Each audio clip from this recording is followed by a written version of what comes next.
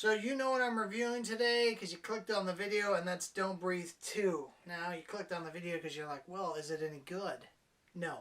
Unlike the first one that was very well paced, choreographed, cinematography was fantastic, the acting was good, and the scenario was very grounded, and it was in the realm of realism. The second one is the opposite of everything the first one is. If you have not seen the first one, please do not let this review deter you from watching the first one, because the first one is fantastic. The movie starts off with the blind man training her by having his dog chase her down, and the dog's like, arr, arr, all aggressive. I don't know how he trained this dog to act like that when it knows it's training. She comes up with the gun, and he's like, oh, the gun's loaded.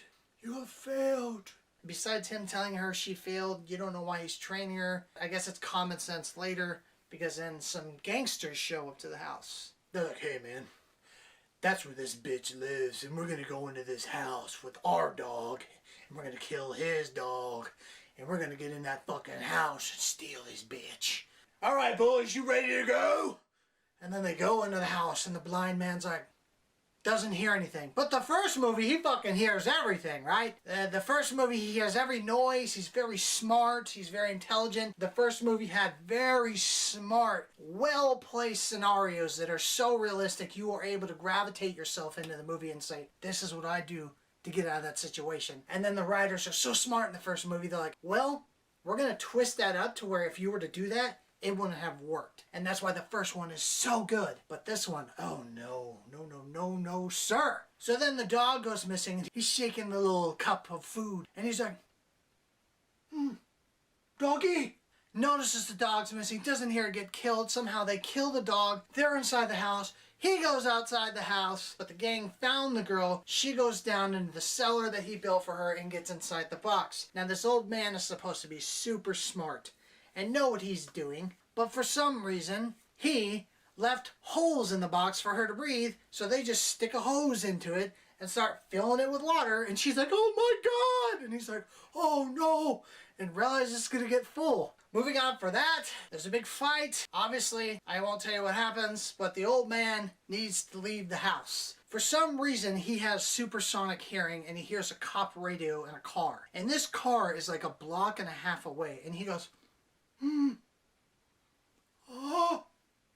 Walks to the car, hears on the radio, and heads to a location. He takes a dog, the gangster's dog, and that dog leads you to the gang's location. The gang part of what they're doing at the location was the most interesting. I'm gonna give him credit and a bone on that one. But this old man has supersonic hearing in this movie, and he can hear things that are fucking so far away. You will literally not be able to get aboard with this movie. I could see you shutting it off. You have to go on this with an open mind and realize the possibility of reality is out the window. So the old man heads to the location, and why I say this is because this is the part where your mind needs to push away realism.